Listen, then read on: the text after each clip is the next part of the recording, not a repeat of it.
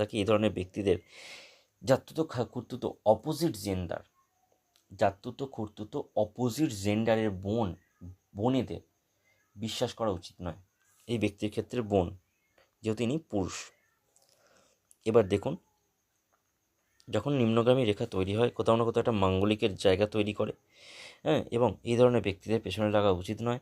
এরা সাধারণত কারোর ক্ষতি করে না, কিন্তু এদের যারা ক্ষতি করে তারা তাদেরকে ছাড়ে না, এবং এরা লিমিট কোনোভাবে লাগিয়ে উঠতে পারে না যে সেই ব্যক্তির কতটা ক্ষতি করা উচিত।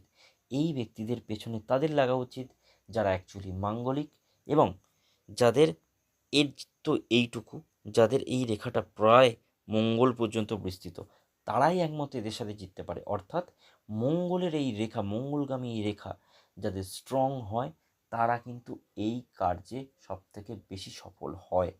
যে আমার শত্রু আমায় ক্ষতি করলে আমি তাকে ছাড়বো না, আমি প্রতিশোধ না